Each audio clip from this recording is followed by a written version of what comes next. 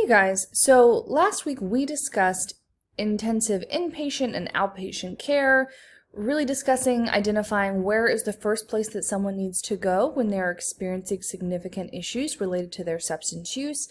Generally, that is going to be to, of course, an initial program where they're receiving attention.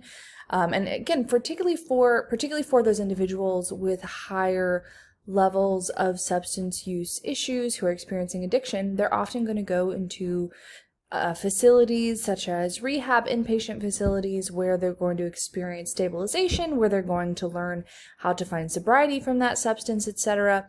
But one thing that often gets overlooked is relapse prevention and continuing care, which is actually incredibly critical. So we're going to look at what do we do to support people after they've left that initial treatment or after they've found stabilization and sobriety in an inpatient or outpatient intensive setting.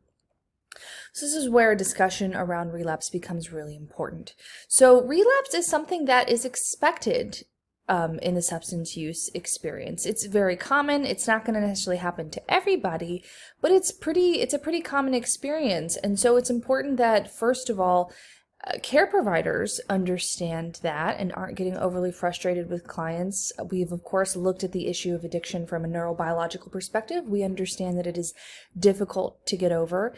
And we can imagine that once someone leaves, the kind of structure and support that is inherent within both inpatient and outpatient intensive treatment, they're going to have new difficulties and new problems. And ideally, they're trying to, re-engage in their work life, their family life, their social life. They want to live holistically. And so there can be a lot of challenges that pop up. So relapse is a very common experience. It's also very important that clients or addicted individuals understand that relapse can be likely and can happen so that they're able to prepare for that. So relapse refers to a return to substance use following a period of abstinence. Something that I think is very important and interesting in the Connors text is they discuss the difference between lapses and relapses, both of which are very common post-treatment phenomena, but a lapse is something more like a single episode. So maybe someone has been abstinent from alcohol for 6 months. They went through inpatient treatment. They were doing a sober living community. They were now out and about in the world and they're hanging out with old friends and maybe they have one beer. Have they relapsed? Connors would say no, that was a lapse, so that was a single episode. But we do want to avoid that from becoming a reoccurrence. So a relapse in Connors' view is a recurrence of the problematic use after a period improvement. So that's going back to multiple drinks, experiencing the same negative consequences as before with the problematic use, etc. And there's very little distinction in the literature around these phenomena, which is really not useful, I think, for clients. We need to really understand the difference of risk for our clients with a single lapse versus relapse when they're really getting back into those old behaviors on a frequent, repeatable basis. And of course, in the 5 stages of change, we had looked at this model, of course, earlier in the semester, but we understand that relapse can happen at any point. So really from contemplation on when someone is considering, should I quit substance use, relapse can happen then, it can happen in the preparation stage, the action stage, but usually we think about it in terms of the maintenance stage after someone has experienced sobriety for a little while. Another important thing to note is that when someone, maybe more importantly, is that after if someone has relapsed, we don't know where they're going to come back out on the stages of change model. They need to be reassessed because someone could be, for example, sober for 2 years, have a very severe relapse, they were in that maintenance stage, and maybe they're back to contemplation and they're deciding, do I want to give this up again? Or they could come right back in at the action stage and ready to make goals to get back into sobriety until they can get back into the maintenance stage. So relapse, again, is a part of the process and we want to normalize that and understand it. So most of the data that we have on relapse is normed on alcohol use. Yeah, most of it's normed on alcohol use. And something that we know is that the longer that someone is abstinent, the risk of relapse does tend to go down, especially after the 3-month marker. So if someone is able to stay abstinent for at least 3 months, their risk of relapse decreases. But however, there's always a risk of relapse is another thing to keep in mind. It's thought that approximately 50% of all clients will return to pre-treatment levels of drinking over 12 months. And that's, again, when we talk about the difference between a lapse and a relapse. So there are higher rates if you're counting a single drink, a lapse, which would be about 90%. So again, maybe 90% individuals who experience or trying to achieve sobriety from alcohol are going to be likely to have a lapse within the first 12 months. But again, if they can get past 3 months, and the longer that goes on and past 12 months, they have a higher chance of success. But as Connors also notes, it's important that we understand that relapse can happen and lapses can happen. It's important clients understand that, but there are many clients do not relapse, many who relapse do not do so immediately, and many who relapse do not remain relapsed. So people can get through it if they do relapse, ideally if they have good support, and there will be individuals who don't relapse at all. So it's just something we don't want to make it a self-fulfilling prophecy, but we also want to have just realistic expectations and how we go about our work. It's also useful to know that different substances have different levels of relapse risk, with the 3 highest substances for relapse risk being alcohol, tobacco, and heroin. This is a little chart from SAMHSA. It actually doesn't include tobacco, which is considered one of the highest substances for relapse risk, but it includes, of course, the needle representing heroin, alcohol, and I believe these are actually both cocaine, and then marijuana and shrooms. But alcohol, tobacco, and heroin being the highest. So what do we do? How are we going to help clients deal with the risks and temptations that are going to come along with trying to continue down a path of sobriety? And so something that was really a major focus in your reading this week is, how do we understand relapse? How do we understand the risks for relapse? So one thing that we're going to use, and that was specifically used in your Connors text, is the Marlatt and Gordon model of relapse prevention. So this is one of the most widely used models of relapse prevention. And so taking a look here, it's really about understanding that clients are going to be at the greatest risk of relapsing when they're in a high risk situation. And we're going to break that down in a moment, what that means. But when they have a high risk situation, which can vary by individual. So if we were to give an example, maybe for someone, a high risk situation is going back to see old friends that they used to party with after, they've achieved sobriety. Maybe they've been sober for 6 months, as we described earlier. They're back with their friends. And because they were likely to use in that situation before, and it was seen as kind of a coping mechanism before, as a way to be social and connect, but we know that individual knows that there are negative consequences attached to that use now, and they are desiring sobriety, they're kind of put in a bind. What do? It can be very normal, it can be very easy to go back to those old behaviors. And so the idea here in the relapse prevention model is that if the client is prepared, they understand this is going to happen, if they can have a coping response at the ready, they're going to be more likely to have self-efficacy, which is an important concept here. And what is self-efficacy? It's really the belief in oneself that you can accomplish what you want to accomplish, that you can navigate the situation. And if they have a coping response at the ready, that's going to increase their sense of self-efficacy, and it's going to decrease the probability of a relapse. On the other side of the coin, if there's no coping response, if they weren't prepared for this, if they didn't have a plan at the ready, if they didn't have a way to kind of give themselves an out or to calm down or feel emotionally stable, they're going to have a decreased sense of self-efficacy. They're also going to have a positive outcome expectancy of the behavior. What does that mean? Because they don't have something else to remember that they want to go to as a coping, they're going to think, oh, if I return to that drinking, it's going to feel good. Because remember, it felt good before. It was something they were doing to cope, to feel connected with others, to feel emotionally calm, etc., etc., etc. Substance use provides something for people. They don't just do it because it makes them feel good, and it can often be included in a lot of different social and emotional contexts for people. It's something that is positive. So they're going to have decreased self-efficacy. They're going to be expecting that using again is actually going to be a positive thing. It's something they actually want. They're going to have a slip. And so right now we're just at the level of being a lapse, right? So this is where another concept comes into play, which is the abstinence violation effect. And so this is where I'll have you pause, and I've posted a video of a woman who talks about the abstinence violation effect, and she breaks it down, and it's interesting because she talks about it from the perspective of sex offenders.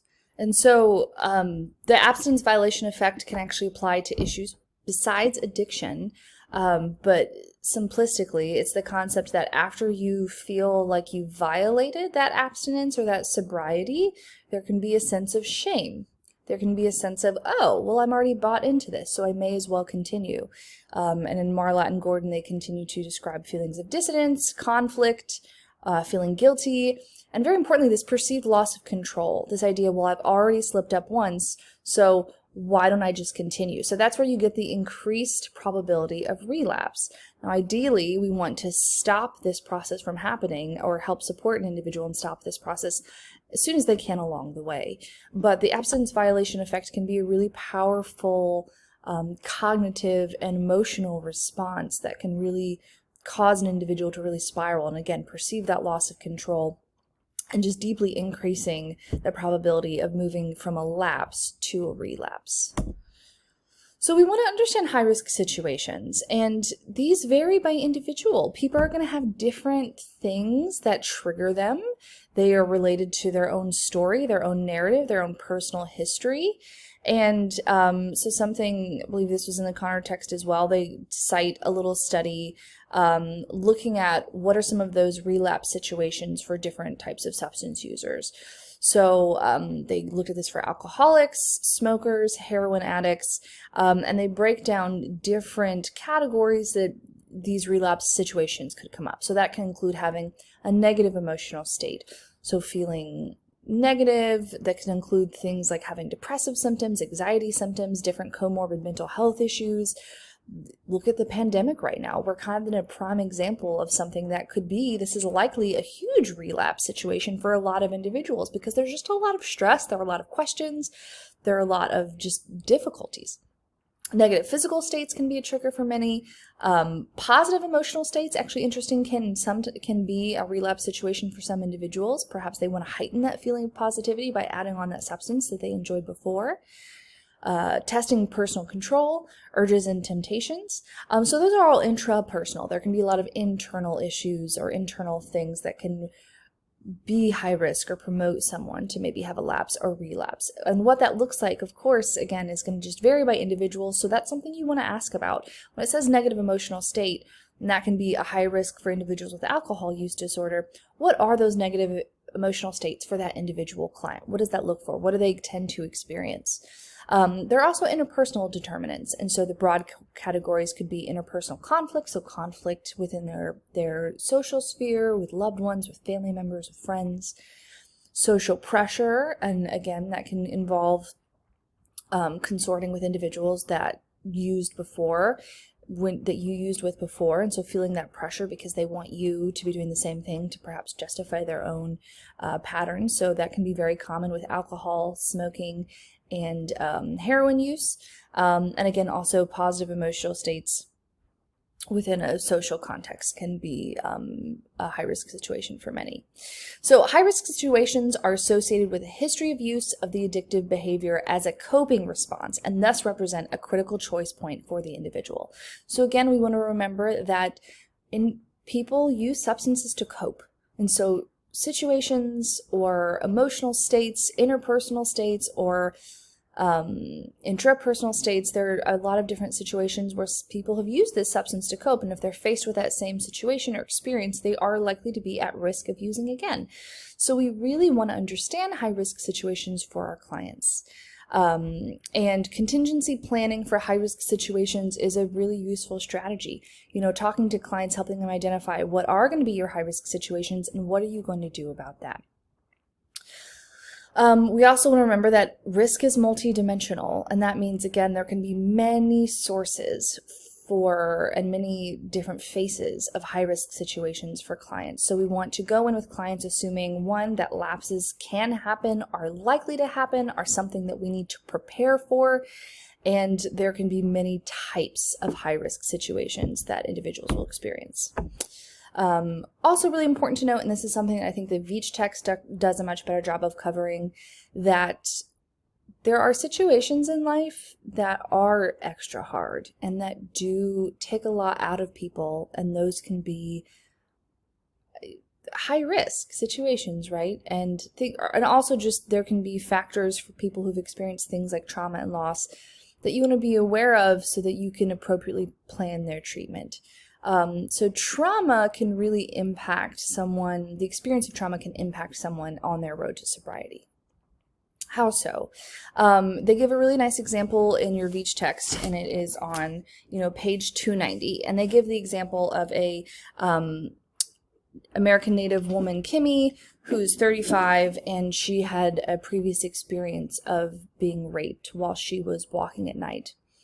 Now, let's say this client has an issue with substance use disorder, has a substance use disorder of some kind. Let's say it's, using opioid, and they need to get to treatment every day, to relapse prevention treatment. They've gone through inpatient, but now they're going to see their counselor. They're going to get medicated assisted treatment.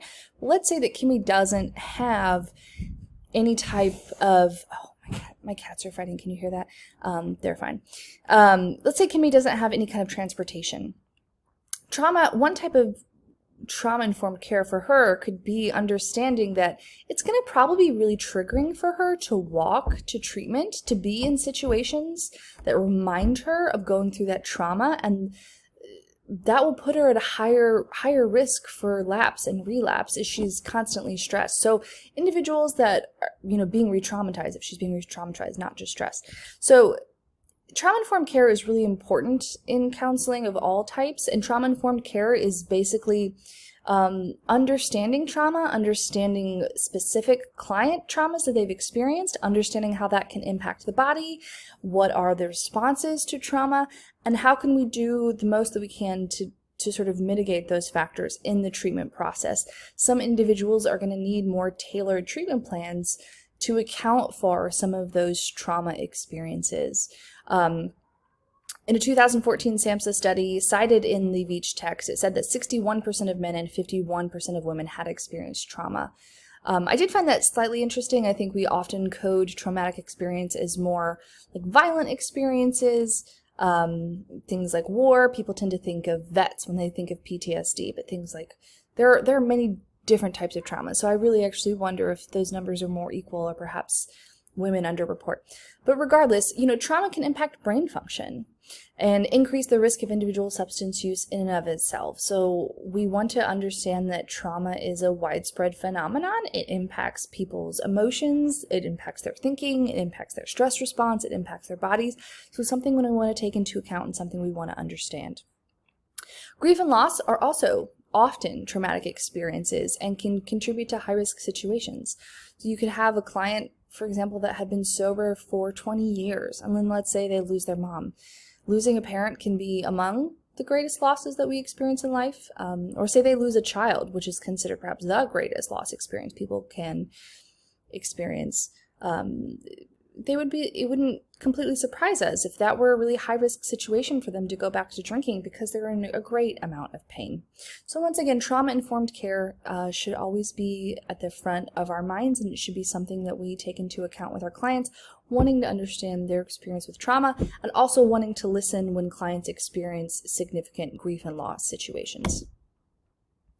So, we've talked about just some of the factors associated with being high risk, but what are factors associated with abstinence? These are also important to note and to communicate to our clients so that they have a greater chance of success. So these are summary findings that were mentioned in your Connors text. First is avoiding risky people and places associated with substance use. And, that's easier said than done. I think it takes just an incredible amount of work when you want to maintain sobriety, and that you might have to cut off relationships with people that you used to hang out and use with. And so you can often be in the place of needing to build newer relationships, healthy relationships where substance use isn't happening. But it is really helpful to avoid risky people and places. It's really helpful to recall problems of drinking or other substances.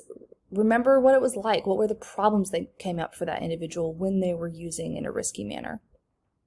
Sitting down and remembering, in those moments, what have you learned in treatment? What have you learned in your self-help groups? What are the tools and strategies that have been talked about? So even just taking that moment when you're there feeling stressed to remember, what they learned in treatment.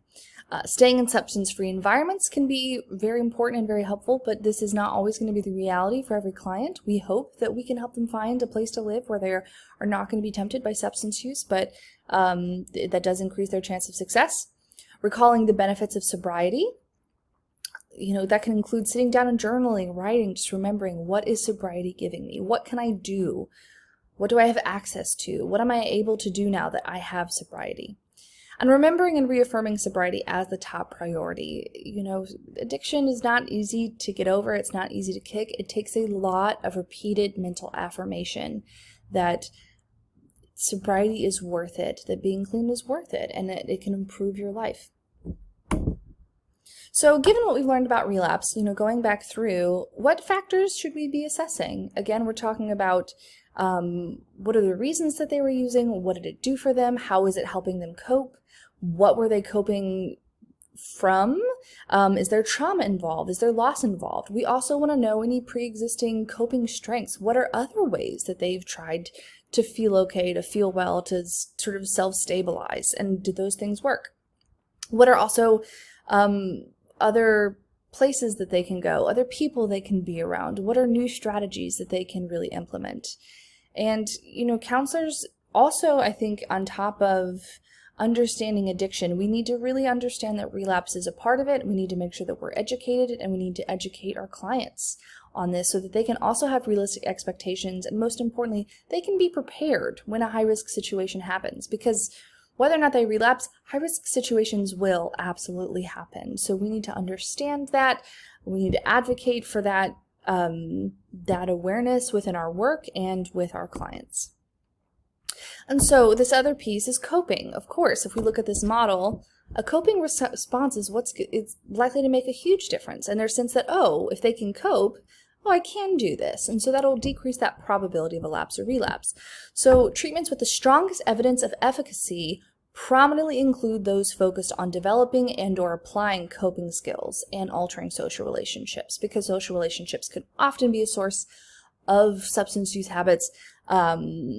Relationships really impact us, but again, also looking at the coping skills. So I just have just a general chart here of different types of coping skills. And of course, not all coping skills are healthy, so we also want to help clients identify perhaps some of those negative coping strategies, which can include things like feeling helpless, hopeless, blaming, minimization, rationalization, intellectualization, etc., all or nothing thinking. We really want to help them actually have cognitive coping skills, how to think realistically, we want them to take care of themselves, pay attention to their feelings, ask for help, be aware of their assumptions and their expectations, help them problem solve in the moment, deep breathing, just different things to help them relax and think with more clarity, so that if they are tempted in a high-risk situation, they have different tools in their toolbox that they can go to calm themselves down, to focus, to problem solve, to get themselves out of that situation. So, once again in this discussion, we're talking about relapse prevention, which is really for always. Once they get stabilized and have attained sobriety, it's continuing care, relapse prevention. How do we support people? And so, what does care, like formal care, look like after intensive treatment? Not everyone is going to require necessarily formalized types of continuing care, but even something as informal as AA and related programs can be extremely helpful, because it'll be a place where they can continue to find support and recovery, and often be reminded that relapse happens and high-risk situations can be expected. But individual counseling can also be a nice step down from going to intensive treatment. Family or couples counseling can often be very common, as that individual is trying to reintegrate into their family and repair relationships. And another note about that I think is really important, I can't remember if this is Veach or Connors, but sometimes when individuals are experiencing sobriety and then they're trying to maybe go through their past and think, where did this come from? Where did some of these urges to abuse substances, where is some of this pain? They might uncover some issues with their family, right?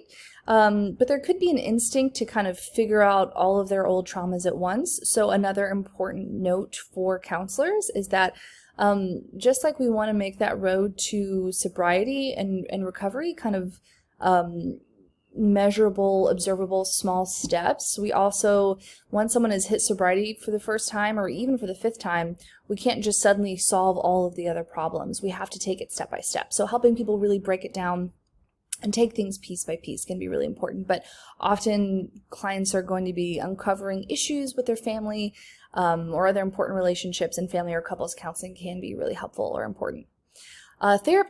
Therapeutic communities are also mentioned in your text, and therapeutic communities can have sort of slightly different presentations, but these can also include things like halfway houses or sober living communities. These are often places where people can go after they've been in intensive treatment, but it can be a place where they're going to have extra support and generally, house rules against any type of using substances and regular meetings.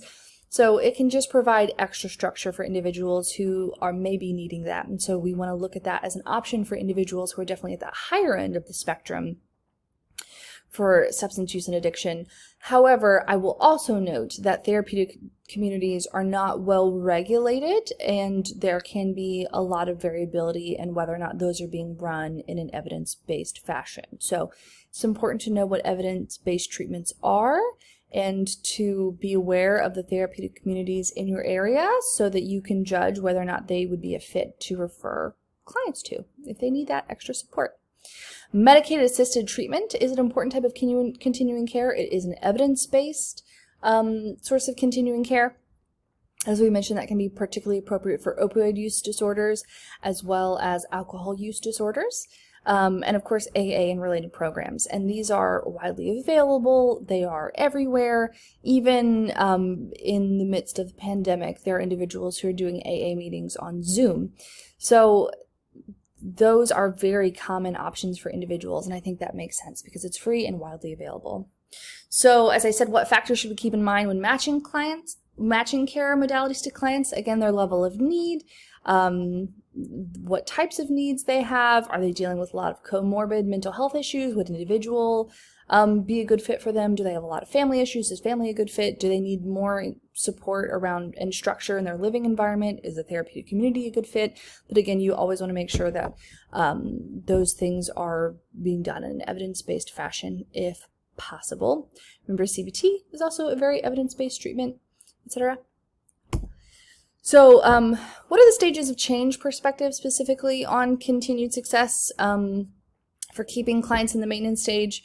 So their concept of relapse prevention is focusing on 4 interrelated activities. The first, proactively countering threats to maintenance and temptations to return to substance use. So that really fits in with the Marlatt model of, being aware of those high-risk situations and doing what you can to counter either being in those high-risk situations or having a plan of attack, knowing how to handle it if you're in a high-risk situation.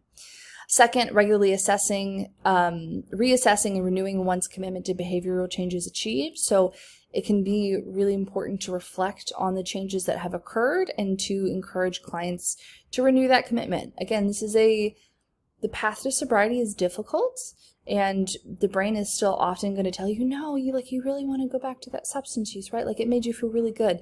So it's important to consciously think about the gains that you've made and just renew your commitment to continuing to make those changes. And 3, this can connect to that, making sure that your decisional balance on the substance use remains on the negative side for returning to use. So we talked briefly about decisional balancing. We talked about motivational interviewing. That is making sure that the individual is actively remembering and identifying that there are more advantages for them to stay sober than there are for them to go back to use. And again, we discussed this back on the page of factors associated with abstinence, that if they can recall the benefits of sobriety and keep that at the front of their mind, that is going to be a useful tactic for most individuals. And lastly, setting up a protective environment for substance use and establishing a personally satisfying lifestyle. So there are a couple pieces there. We've already touched on how important it is that that individual goes back into a safe and stable environment, or as safe and stable as can be accomplished, that they're not going to be around other substance users or substances. But I like that last part about also establishing a personally satisfying lifestyle. Wellness is not just about not having the negative effects, but it's also trying to make sure that you're living life to your fullest, that you're enjoying it. Substance use gave something to people that they enjoyed. They need something to replace that with. So are they getting into new hobbies? Are they getting into new activities? Are they, being physically active, which can be incredibly healthy mentally and physically? So we want to, that's a part of promoting coping, is also helping people find life patterns and habits and hobbies that really fulfill them and give them a sense of purpose and accomplishment and well-being. So some other evidence-based practices that were mentioned in your book were relapse prevention therapy, which is really largely based on the Marlatt and Gorian model, and again, matches on with a lot of things we've already discussed, that high-risk situations, individuals need to be able to monitor, to have self-monitor, to have an inventory of what are those high-risk situations they're likely to experience. We want to make sure that we're engaging coping skills training for clients. We want to teach them stress management and relaxation so that if they're in those places where they're not feeling as good about themselves and they're feeling, oh, I know I would just feel so much better if I would just use cocaine again. We want to help them just relax and focus so they can really start to think through. If you remember, that go response is very automatic, so we want to give them skills so they can slow down their thinking and then access perhaps, consciously some of their other coping skills.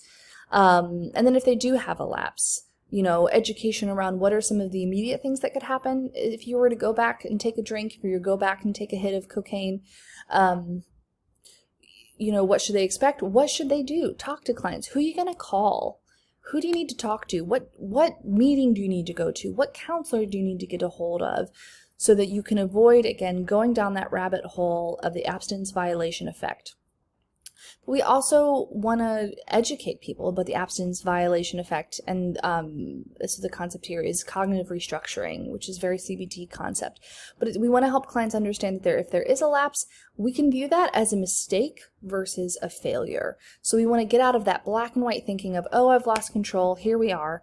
We want to help them improve their cognitive coping skills to understand that this could just be a mistake and I can turn this around. I have the ability to do that.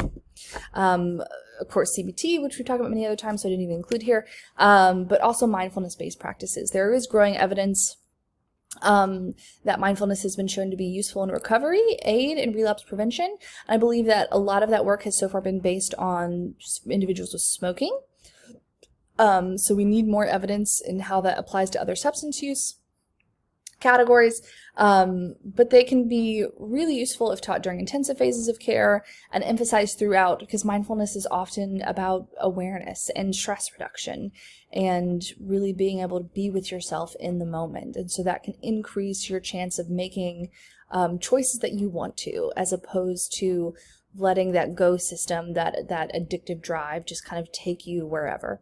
Also, mindfulness can really complement treatment planning that also utilizes CBT and motivational interviewing techniques. I also really like DBT, which includes a lot of CBT concept with mindfulness and also a lot of sort of science on the stress response in the body. It can include information about trauma, etc. So, but basically, as listed in the text, we want to remember evidence-based practices that include relapse prevention, model, mindfulness, and CBT, as well as others discussed for intensive inpatient, outpatient, and family services.